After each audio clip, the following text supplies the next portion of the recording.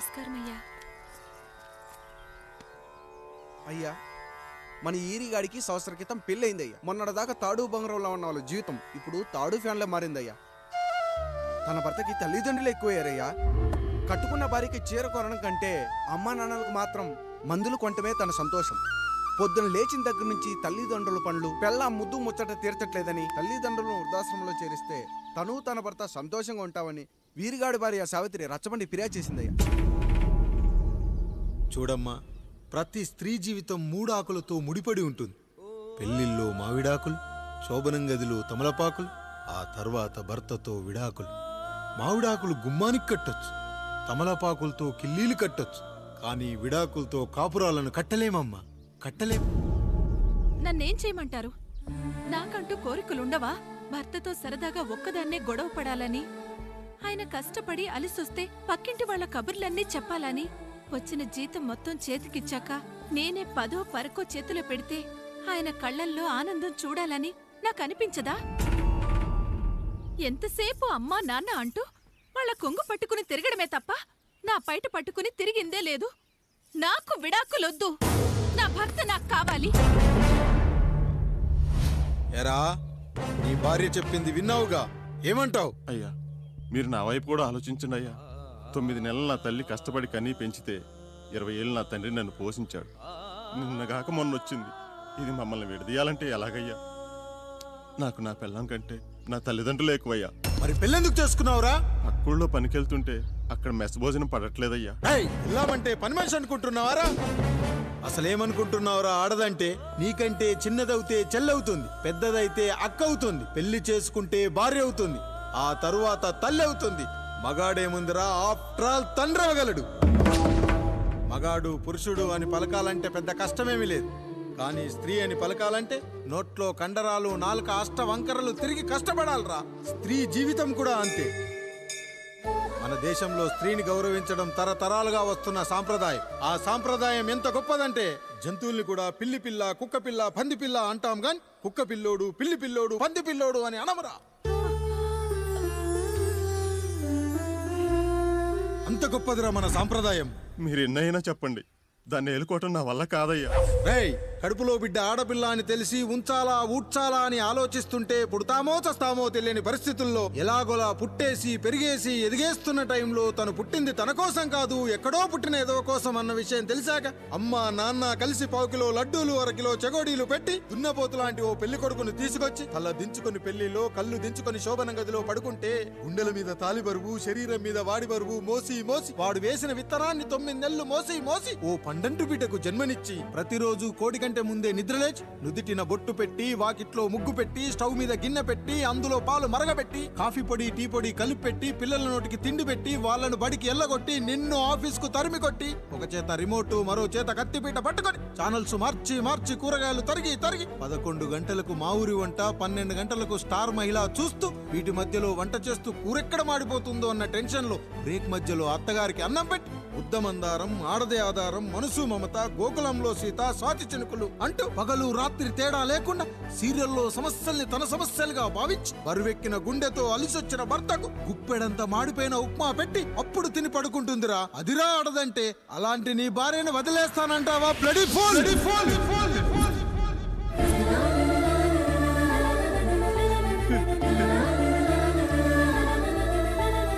కుక్కలో ఆడదాని గురించి చెప్పాలంటే నాకు 3 నిమిషాలు పట్టిందిరా. 3 ముళ్ళేసిన నీకు ఆడదాని గురించి తెలియాలంటే ఎన్ని జన్మలెత్తాలరా. అయ్యా అయ్యా, నా తప్పు నేను తెలుసుకున్నానయ్యా. నా తల్లిదండ్రులు నేను వదిలేస్తానయ్యా. నా పిల్లల్ని నాకు ఇప్పించుండయ్యా.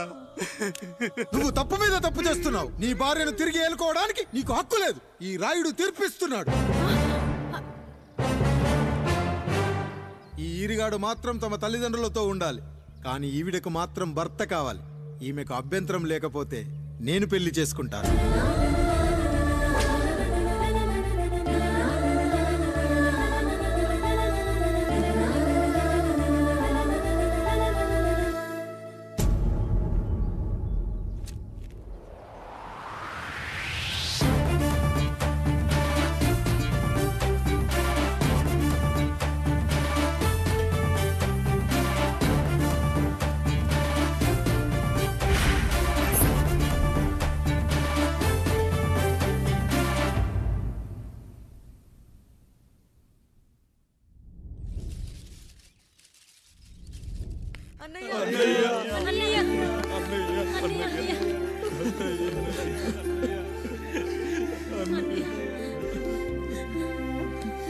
రాత్రి చాలా భయం వేసిందనయ్యా.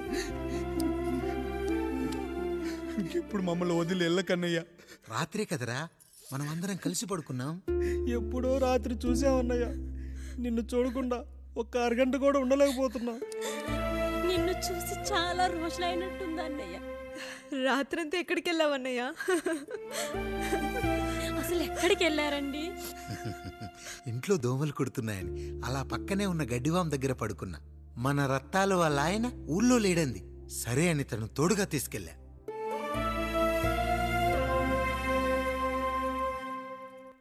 మీ సావుకటే మీ కుటుంబాన్ని నుంచి మిమ్మల్ని విడదీయాలయ్యా. అప్పటి వరకు మేము కళ్ళు తెరిస్తే మా కళ్ళ ముందు ఉండాలి, కళ్ళు మూస్తే మా కళ్ళలో ఉండాలయ్యా. నమస్కారం రాయుడు గారు.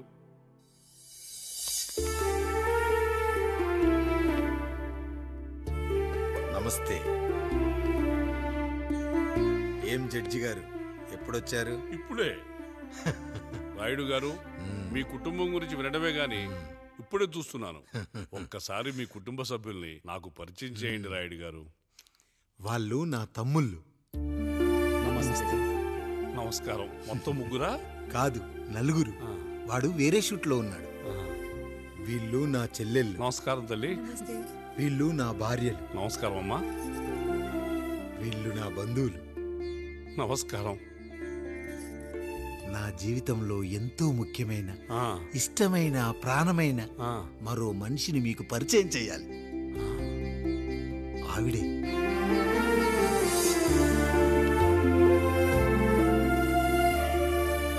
నమస్తే తల్లి. ఆవిడ మా పని మనిషి. తను వాళ్ళ అమ్మాయి. నాకు కూతురు లాంటిదే.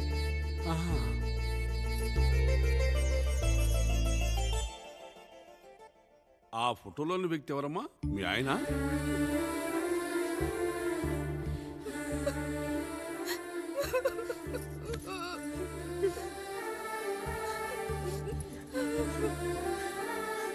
చనిపోయారా? అయ్యో లేదండి. ఎక్కడ పడితే అక్కడ, ఏది పడితే అది వాగుతున్నాడని పోలీసులు నగర బహిష్కరణ చేశారండి. మళ్ళా ఎప్పుడొస్తాడు? నెక్స్ట్ సీన్కి వచ్చేస్తాడండి. ఈ అనుబంధాలు, ఆప్యాయతలు చూసిన తర్వాత నాకు ఒక కోరిక కలుగుతుంది రాయుడు గారు. మీరు కాదనరనే ధైర్యంతో అడుగుతున్నాను. అడగండి. నాకు ఒక్కతే కూతురు. ఆమెని మీ కుటుంబంలో సభ్యురాలుగా చేసుకుంటారని. తప్పకుండా. నా భార్యలకు అభ్యంతరం లేకపోతే తనను నేను పెళ్లి చేసుకుంటా.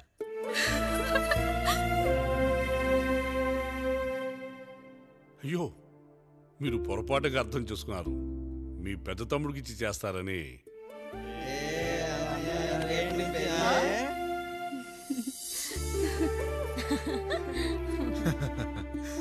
తప్పకుండా తప్పకుండా ఒక మంచి రోజు చూసుకొని మీ ఇంటికి అమ్మాయిని చూసుకోవడానికి వస్తాం. ధన్యుణ్ణి రాయుడు గారు, ధన్యుణ్ణి. రండి రండి రాయుడు గారు. మీలాంటి పెద్దలు మా ఇంటికి వచ్చి మా అమ్మాయిని మీ కోడలుగా చేసుకోవటం. ఇంకా రాయుడు గారు ఏంటి బావగారు? బావగారు అని పిలవండి. సంతోషం. రండమ్మా. త్వరగా అమ్మాయిని పిలిపించండి. మా వాడు అసలే ఆగలేకపోతున్నాడు. మా వాడు చిన్నప్పటి నుంచి అంతేనండి. కక్కొచ్చినా ఏమొచ్చినా ఆపుకోలేడు. త్వరగా మీ అమ్మాయిని పిలిపిస్తే ఆ కళ్యాణం ఏదో చేసేద్దాం. అమ్మా జయమాలిని, అమ్మాయిని చూసురా.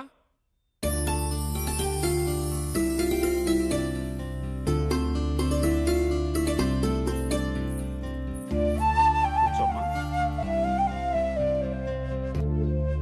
నువ్వు కూడా అబ్బాయిని చూడమ్మా.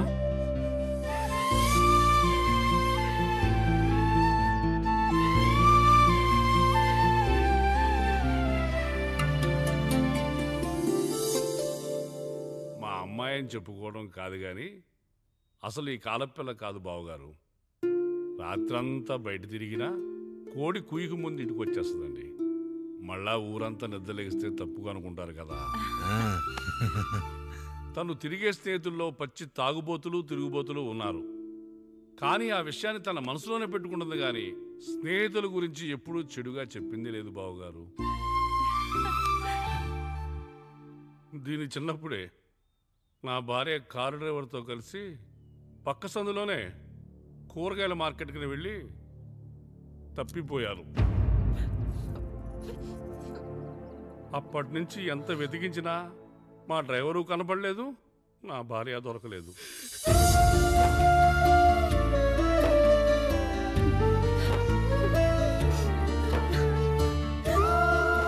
అమ్మ నాకు చాలా ప్రేమ పంచింది నాన్న, అది ఊరంతా పంచుతానంటుంది నా బిడ్డ. నేను కాదనలేదు. అలాంటి నా కూతురు ఇవాళ మీ కోడలవటం నిజంగా నా అదృష్టం బావగారు. ఈ రోజు నుంచి మీ అమ్మాయి మా ఇంటి బిడ్డ. అమ్మాయి నచ్చిందా బాబు? నచ్చిందా?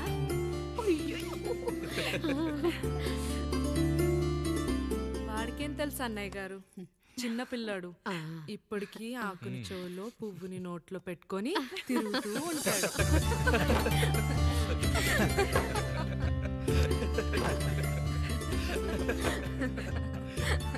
ఇకంత శుభం అన్నమాట. ఇక తాంబూలవి మార్చుకుందాం. ఒక నిమిషం ఆగి, నేను చెప్పేది ఒకసారి నా మాట క్షణం కూడా ఉండను. ప్లీజ్. అమ్మా శారదా, పెద్దవాళ్ళు వచ్చారమ్మా, మనల్ని చూస్తున్నారు. అమ్మాయికి పెళ్లి చూపులమ్మా. ఈ టైంలో నువ్వు ఇలా అలర్ట్ చేస్తే దాని జీవితం నాశనం అవుతుంది తల్లి. లోపలికి వెళ్ళు, తాతో మాట్లాడదాం. ఇక్కడ మీ కోడలు కాపురం కాలిపోతుంటే మీరు ఆ మంటల్లో మీ కూతురు పెళ్లికి కాఫీలు పెట్టిస్తున్నారా? ఈ ఇంట్లో నేను ఇంకొక క్షణం కూడా ఉండను. ఒక్క నిమిషం తల్లి, అసలేం జరిగిందో నాకు చెప్పమ్మా. ఈయన మంచోడని 6 నెలల క్రితం నాకు పెళ్లి చేశారు. మొదట్లో బాగానే ఉన్నాడు, ఆ తర్వాత ఒక రోజు మందు కొట్టాడు. పోనీ తాగింది దిగాక మంచోడుగా ఉంటాడు అనుకుంటే ఈ మధ్య చెడు తిరుగుళ్ళు తిరుగుతున్నాడు. ఊరవతల చిన్నిళ్ళు కూడా పెట్టేశాడు. మీరే చెప్పండి రాయుడు గారు, ఈ ఇంట్లో నేను ఉండాలా, వెళ్ళిపోవాలా, ఈయన్ని వదిలేయాలా, అక్కర్లేదా? వదిలేయాలమ్మా. వదిలేయాల్సింది నీ భర్తను కాదు, అతనిలోని లోపాలు. ఆశ్చర్యపోతున్నావు కదూ? ఒక మగాడి బాధ సాటి మగాడిగా నేను చెప్తానమ్మా. ఆడదాని ప్రేమ వెలిగించిన అగరొత్తి లాంటిది. ఒకడు వెలిగించగానే కొన్ని గంటల్లో బూడిదైపోతుంది. కానీ మగాడి ప్రేమ దీపం లాంటిది. తాను కాలుతూ కూడా నలుగురిని వెలిగించుకుంటాడు. ఆ వెలుగులో ఆనందాన్ని వెతుక్కుంటాడు. చూడమ్మా శారద, నువ్వు కాకిలోని నలుపును చూస్తున్నావు, నేను దాని రెట్టలో తెలుపును చూస్తున్నాను. మొగడు మందు కొట్టొస్తే నిన్ను కొట్టలేదని సంతోషపడాలి గాని బాధపడకూడదమ్మా. ఇక చిన్నిల్లు సంగతి అంటావా? రుచిగా ఉందని లొట్టలేసుకుంటూ సగం తిన్న బిర్యానీలో కుక్క మూతి పెట్టిందని తెలిసాక దాన్ని పారేసుకుని ఆకలిని చంపుకోవడం కంటే నాకింది మనింటి కుక్కే కదా దాని మూతిపళ్ళు రాలగొట్టి ఇంట్లో కట్టేయాలి. నీ భర్త కూడా అలాంటి కుక్కలాంటి వాడేనమ్మా.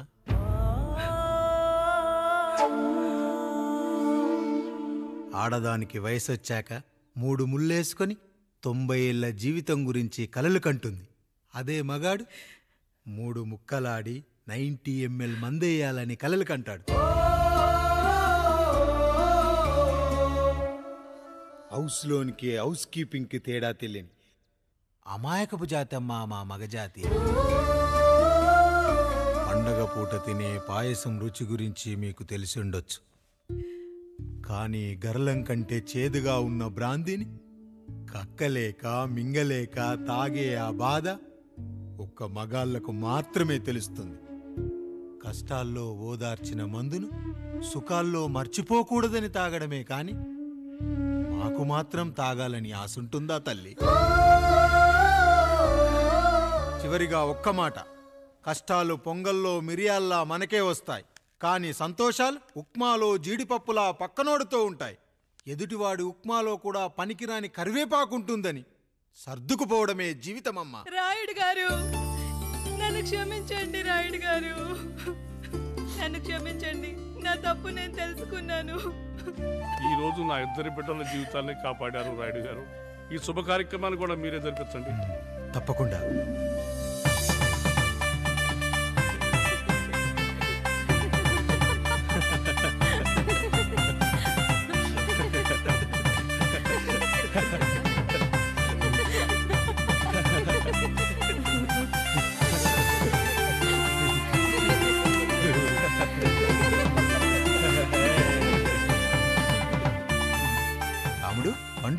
మీరు దీవించండి. మేము దీవించండి.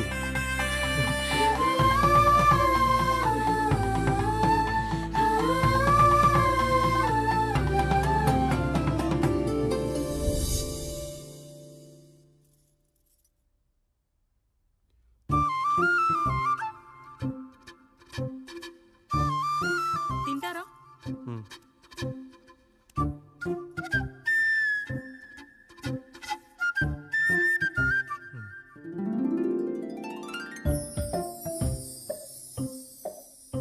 ఫస్ట్ టైమా? అవును, మీకెలా తెలిసిపోయిందండి? అంటే మా బామ్మ చెప్పింది. శోభనం గదిలో అనుభవం మగాడైతే మామిడిపండు పిసుక్కొని తింటాడు, అదే లేనివాడైతే మీలా ఇలా అరటిపండు ఓపిగ్గా ఒలుచుకొని తింటాడు అని.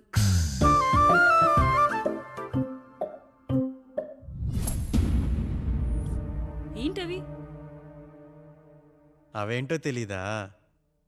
ఫ్రెండ్స్కి పెళ్ళని చెప్తే హ్యాపీ బర్త్డే అనుకొని బెలూన్స్ ఇచ్చారు, ఫీల్ అవుతారు కదా అని 4 అక్కడ కట్టాను.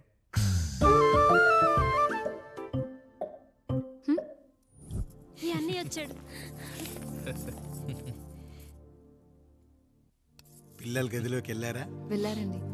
మీరెంత ఏంటి ఇంత రాత్రైనా ఇంకా పడుకోలేదా? మీరు లేనిది ఎప్పుడైనా పడుకున్నామా అన్నయ్య? అందరం కలిసే కదా పడుకునేది మావయ్య. సరే సరే, అందరం పెద్దోడి గదిలో పడుకుందాం. ఈరోజు వాడి శోభనం కదా, అసలే కొత్త. పక్కనుంటే ధైర్యంగా ఉంటుంది. పక్క నుండి దగ్గరుండి జరిపిద్దాం. పదండి.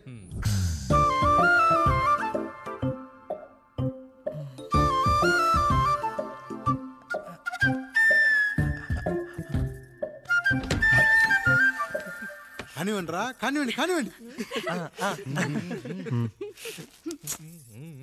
మీరేం మావయ్య ఇక్కడ పడుకుంటున్నారు? అదేంటమ్మా పెద్దోడా, చెప్పలేదా? మేమంతా కలిసే పడుకుంటామమ్మా. నువ్వు మాతో పాటే. అవును భార్గవి. మీరు ఊరుకోండి. మీరు ఇక్కడ పడుకోవడం నాకు ఇష్టం లేదు మావయ్య.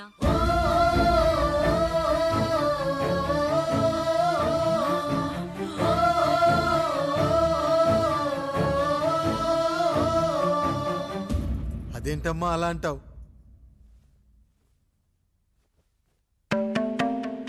ఎన్నో చూసాం, ఎన్నో చేశాం. దుక్కి దున్ని కోత కోయకుండానే ఈ విత్తనాలన్నీ మొలకొచ్చాయంటావా తల్లి? అవన్నీ నాకు తెలీదు మావయ్య. మర్యాదగా బయటికి వెళ్ళండి.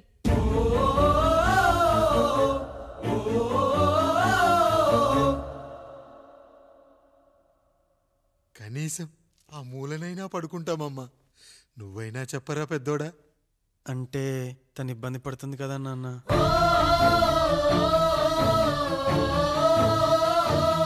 నువ్వు కూడా ఏంట్రా? పిల్లలేదో ఆశపడుతున్నారమ్మా. ఒక్కసారి ఆలోచించమ్మా. మావయ్య మీరు బయటికి వెళ్తే మేము తలుపులేసుకుంటాం.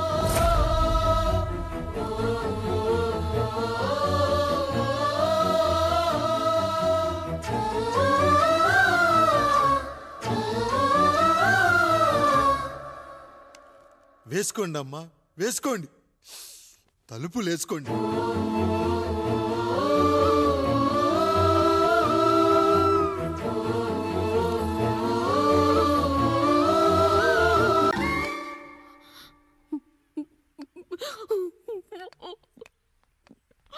చిన్నయ్య కాఫీ. చిన్నయ్య కాదు, చిన్నోడు. నేను మీ అక్క కొడుకును. నువ్వెందుకు ఏడుస్తున్నావమ్మా? చిన్నోడా, పెద్దయ్య గురించి అలా మాట్లాడకయ్యా. పెద్ద మనిషి, డబ్బుంటే గుడి కట్టాలి, బడి కట్టాలి. వెళ్ళిన చోటల్లా కనిపించిన దానికల్లా బిడ్డలు నెచ్చుకుంటూ పోరు. ప్రతి ఊళ్ళో చెట్లు నాటించడానికి వాడేమన్నా అశోకుడా? గుప్పెడంత ఉల్లిని కోస్తేనే కన్నీళ్ళు వస్తాయి. బారెడంత నా తల్లి మనసు కోసాడు. వాడి కన్నీళ్లు కాదు, రక్తం రావాలి, వచ్చేలా చేస్తా. మనల్ని ఇంతగా మోసం చేసిన వాడికి ఆస్తి 3 పిల్లలు. నీకు మాత్రం పేదరికం ఒక్కడే. వద్దు చిన్నయ్య, వద్దు చిన్నయ్య.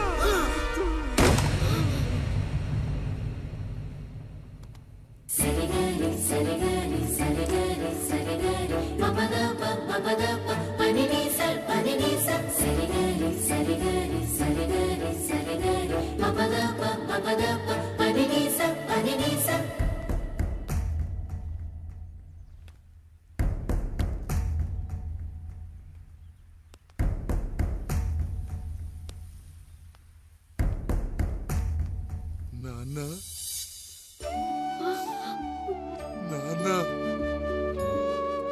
బాబుగారు బాబుగారు కాదు నాన్న, నేను నీ బాబు నాన్న.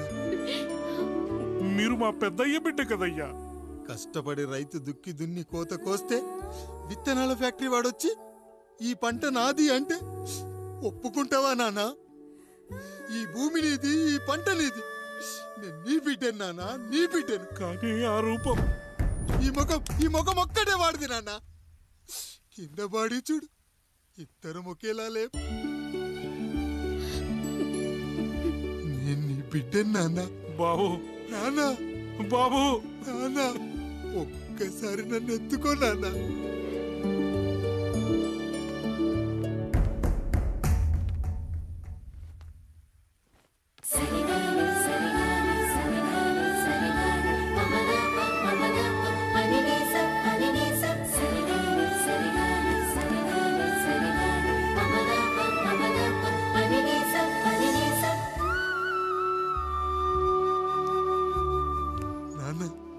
నువ్వెంత మంచివాడివి నాన్న. ఒకడు వాడిన టూత్ బ్రష్నే ఎవ్వడూ చేత్తో పట్టుకోడు, అలాంటిది నువ్వు నోట్లో పెట్టుకుని తిరుగుతున్నావు. అమ్మ ఎంత అదృష్టవంతురాలు నాన్న, ఎంత అదృష్టవంతురాలు. చాలు బాబు, ఇది చాలు. చాలదు నాన్న, ఆ రాయుడు లెక్కేంటో తేలుస్తా. మన కుటుంబాన్ని ఇంత క్షోభ పెట్టిన ఆ రాయుడిని వదలనానా, వదలా. వాడంతేదో చూస్తా.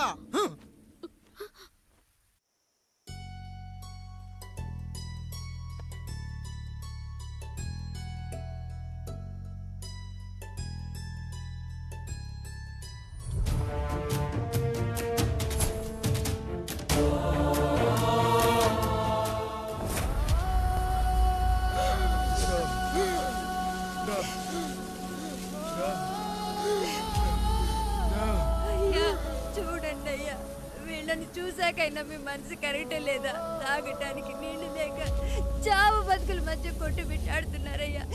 పచ్చగా ఉండే ఈ ప్రాంతానికి ఏం దిష్టి తగిలిందో ఏమో. భూమిలోనే కాదు, మా కళ్ళల్లో కూడా నీరు ఇంకిపోయేలా చేశాడా దేవుడు.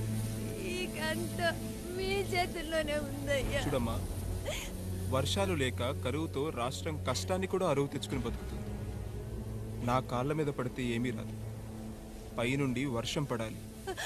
అయ్యా మినిస్టర్ గారు, మీరైనా ఏదో ఒకటి చెయ్యండి అయ్యా. నేనేం చేయనమ్మా, ఇక దేవుడే మిమ్మల్ని కాపాడాలి. ఎవడొస్తాడో మిమ్మల్ని కాపాడడానికి. ఎన్నాళ్ళు అడుగుతారా ఎవడొస్తాడు, ఎప్పుడొస్తాడు, ఎక్కడి నుంచి వస్తాడు అని? పేదవాడికి కష్టం వచ్చినప్పుడల్లా ఇదే మాట. 70 ఏళ్లుగా హీరో రావాల్సి వచ్చినప్పుడల్లా ఇదే మాట. ఇంకా ఎన్నేళ్ళు అడుగుతారా? ఎవడొస్తాడే మిమ్మల్ని కాపాడడానికని మీరు మమ్మల్ని అడగటం, వస్తాడ్రా అని మేము మీకు చెప్పడం. అయినా సరే మళ్ళీ మీకోసం ఇంకోసారి చెప్తున్నాను, వస్తాడు. ఆకాశాన్ని చింపుకుంటూ వస్తాడు, నేలను పగలగొట్టుకుంటూ వస్తాడు. ఎవడు? దేవుడు. దేవుడా? రాయికి వరమిచ్చిన రాముడి దేవుడైతే, ద్రౌపదికి చీరిచ్చిన కృష్ణుడి దేవుడైతే, ఈ ఊరికి ఆయనే దేవుడు. ఆ దేవుడికి ఇంకో పేరే రాయుడు, పాపారాయుడు. పాపారాయుడు.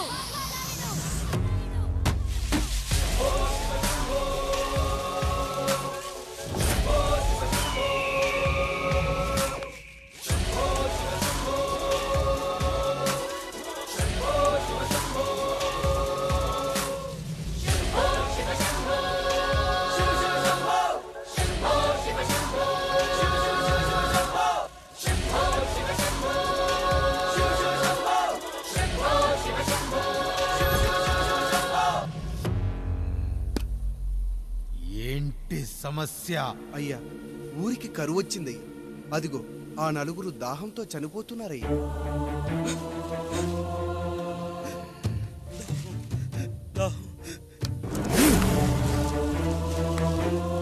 పాపారాయుడు తీర్పు ప్రకటిస్తున్నాడు. ఈ గ్రామం ఇంతకు ముందెప్పుడు ఎదురవ్వని సమస్య.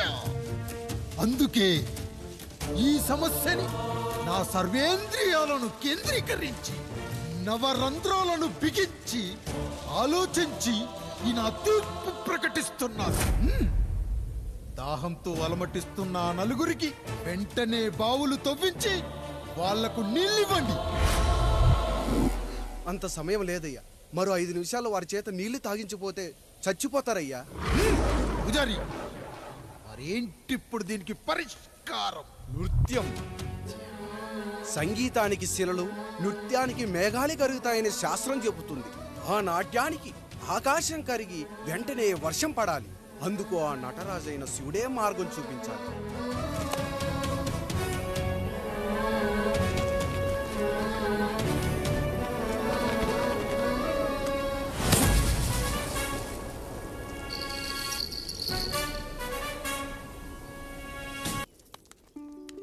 అయ్యా, దేవుడిచ్చిన ప్రసాదం అనుకుని నలుగురిని కన్నాను. 3 పెళ్లి చేయగలిగానయ్యా. ఈ ఊరు ఏమిచ్చినా మీరు తీసుకుంటారు కదయ్యా. ఇది మిగిలిపోయింది. తమరే ఏదో ఒకటి చెయ్యండి అయ్యా. అయ్యా,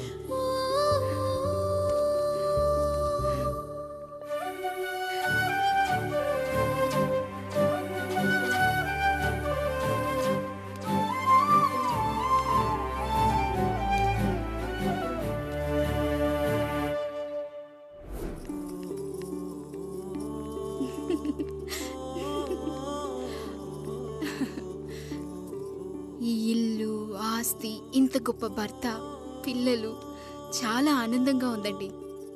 కానీ నాకు ఒకటే లోటు. మన తర్వాత మన పిల్లల్ని చూసుకోవడానికి వీళ్ళకొక అన్నయ్య కావాలండి. అచ్చం మీ పోలికలతో వీళ్ళకొక అన్నయ్యని కందామండి. నువ్వు అడిగితే కాదనగలనా?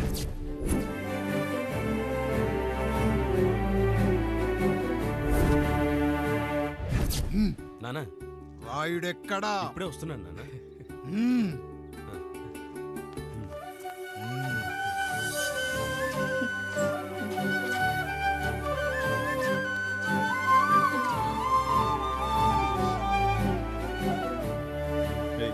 చూడరా, మీ అన్నం మీద పగ తీర్చుకోవడానికి నీకు ఇదే సరైన సమయం. పర్లేదంటావా? ఏం పర్వాలేదు. అయ్యా, ఎరా రంగా, ఏం కావాలో అడగరా. నీకంటూ ఏమి ఇవ్వలేదు, నువ్వు ఏమి అడగలేదు. చెప్పరా. మా అన్నకు నాకు పడట్లేదయ్యా. తోడ పుట్టినవాడని చాలా సహించాను. అడ్డమైన దానాలు చేసి ఆస్తి మొత్తం పోగొట్టాడు. ఇప్పుడేం కావాలరా? కొద్దిగా ఈ కత్తి తీసుకొని వాడిని చంపి పెట్టండి అయ్యా.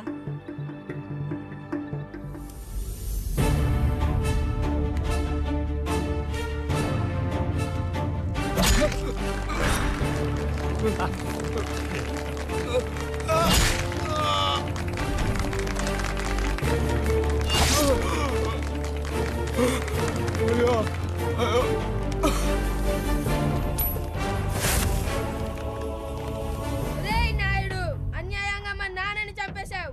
గుర్తుంచుకో, ఈ నాయుడి కొడుకు నీ కుటుంబం పాలిట సైనికుడిగా మారబోతున్నాడు. నిన్ను, నీ కొడుకుని, ఆడికి పుట్టబోయే కొడుకుని అందరినీ లేపేస్తా.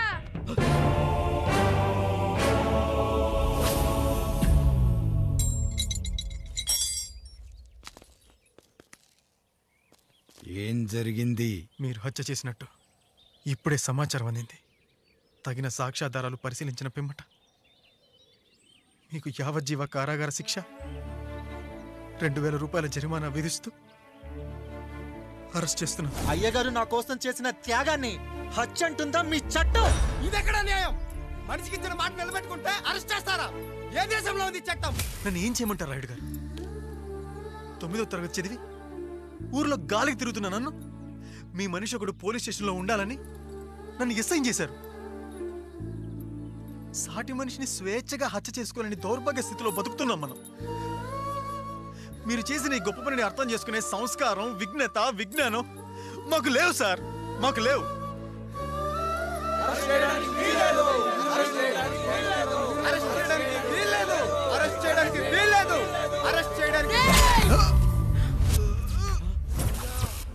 నాయుడు గారు,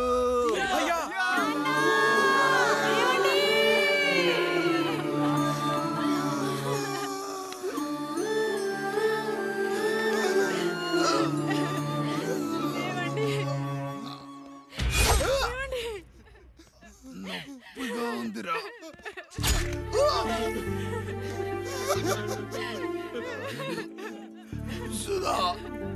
నేను లేకుండా ఎలా ఉండగలను? పర్వాలేదండి, బిడ్డలతో నేను ఉండిపోతాను. అయ్యో, ఈ పాడు సమాజం నిన్ను మనశ్శాంతిగా బతకనివ్వదు. ఇంతమంది పిల్లల్ని చూసుకుంటూ భర్త లేకుండా ఎలా బతకగలం?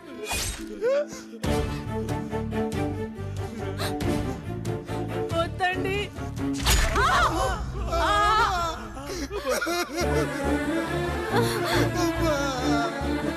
రాయుడు, బిడ్డలు జాగ్రత్త. ఈ రోజు నుంచి వీళ్ళంతా నీ తమ్ముళ్ళు చెల్లెళ్ళు కాదు, నీ బిడ్డలు.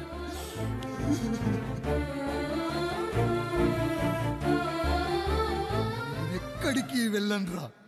నీ కష్టం వస్తే ఒక్కసారి నాన్న అని పిలవరా. ఆ సమాధిలోంచి అయినా లేచొస్తా.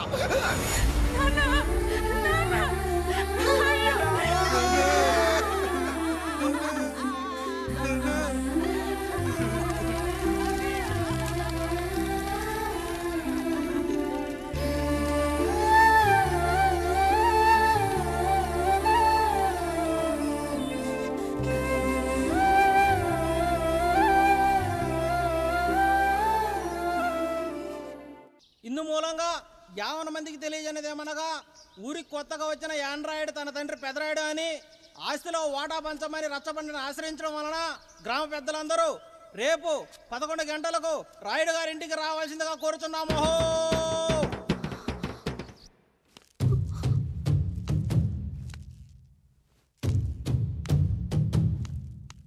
ఎందుకొచ్చారు?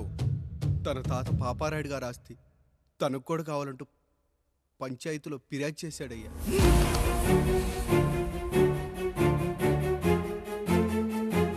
మస్తా గారు, ఆ దస్తావేజులు ఇవ్వండి. అయ్యా, మరి మా సంగతి ఏంటి? అడగరేంటి? అవునన్నయ్య, ఈరోజు మీ పన్మేష్ కొడుకొచ్చాడు, రేపు ఆ పాల్దన్ కూతురు వస్తుంది. ఇలా వచ్చినోళ్ళంతా మీ సంతానమేని తెలిసాక అదిగో ఆ కాముడు చెప్పినట్టు మా ఆయన వాటా కిందో బాత్రూము, నాకో సబ్బు బిల్ల, నా పుట్టబోయే బిడ్డకో బొట్టు బిల్ల, ఇదే మిగులుతుంది. అయినా ఊరి జనాభా కన్నా అన్నయ్య పిల్లల సంఖ్య ఎక్కువైపోతుంది. వాళ్ళందరూ ఇంటి మీదకి వచ్చే లోపు మా ఆస్తి మాకు ఇచ్చేస్తే మా బతుకులు మేము బతికేస్తాంగా. అవునన్నయ్య, మా ఆస్తి మాకు కావాలంతే. ఎవరిని పట్టుకుని ఏం మాట్లాడుతున్నారయ్యా? ఉన్నప్పటి నుంచి ఆయన మిమ్మల్ని సాగుతూ ఉన్నారు. ఈరోజు పెరిగి పండయ్యాక మా దారి మేము చూసుకుంటాం అనడం న్యాయం కాదయ్యా, న్యాయం కాదు. ఏ ఆయన నీకో కొడుకునిచ్చాడా? వాడి పేరేంటి? ఐఫోనా? ఎరా, ఆస్తి కావాలా? 4 బ్రష్లతో తోముకుంటే ఎక్కడ విడిపోతామో అని నా బ్రష్ టూత్ పేస్ట్ నీకు త్యాగం చేసినప్పుడు అప్పుడు అడగాల్సిందిరా, అన్నయ్య ఆస్తి కావాలి అని. ఎరా, నేను వాడిపారేసిన లంగోటాలు మార్చి మార్చి చొక్కాలు చేతిగుడ్డలుగా వాడారే, అప్పుడు అడగాల్సిందిరా, అన్నయ్య ఆస్తి పంచు అని. నువ్వు 6 నెలల పసికందుగా ఉన్నప్పుడు పాల కోసం ఏడుస్తుంటే నిన్ను తీసుకెళ్లి పశువుల దొడ్లో కట్టేశానే, అప్పుడు అడగాల్సిందిరా, అన్నయ్య నాకు ఆస్తి కావాలి అని. మా తండ్రి గారు పాపారాయుడు పోలికలు నాకు, నా పోలికలు ఆండ్రాయిడ్కి. అసలు మా కుటుంబంలో ఏ పోలికలు లేని మీకు ఎందుకు ఇవ్వాలరా ఆస్తి? ఆస్తి లేదు, గీస్తి లేదు. Get out, get out, get out, get out, get out అని నేను అనొచ్చు, కానీ అనగలనట్రా? అనలేను. ఎందుకంటే మీరంతా నా తమ్ముళ్ళు, నా చెల్లెళ్ళు. రక్తం తాగిన దోమ కూడా వెళ్ళేటప్పుడు కృతజ్ఞతగా ఏ మలేరియానో టైఫాయిడో వదిలి వెళ్తుంది. కానీ రక్తం పంచుకొని పుట్టిన మీరు ఈ అన్నయ్య కోసం ఆస్తి కూడా వదల్లేకపోతున్నారు కదరా. గుమస్తా గారు, నా యావదాస్తి నా తమ్ముళ్లకు చెల్లెళ్లకు వాళ్ళ పేర్ల మీద రాయండి. నాకు చిల్లి గవ్వ కూడా అక్కర్లేదు. ఇక ఈ ఇంటికి నాకు ఎటువంటి సంబంధం లేదు. లక్ష్మి, సావిత్రి, మీ చీరలు విప్పేయండి. ఇక్కడికి వచ్చేటప్పుడు ఏ చీరలు కట్టుకున్నారో వెళ్ళేటప్పుడు కూడా అదే చీరలు కట్టుకోండి. వెళ్ళిపోదాం. దస్తావేజులు తీసుకురండి.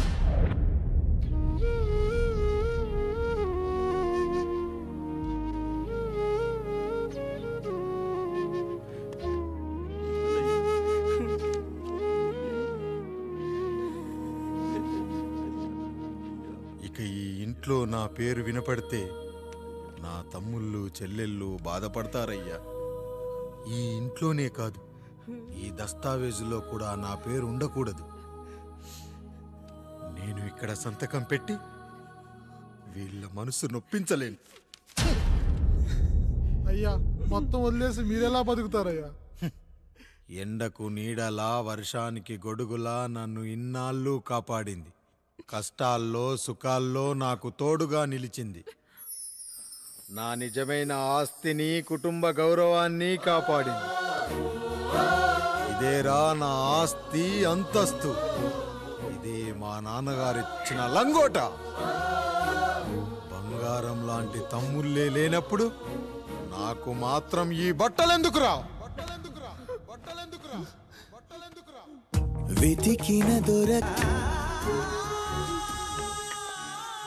ఏవండి,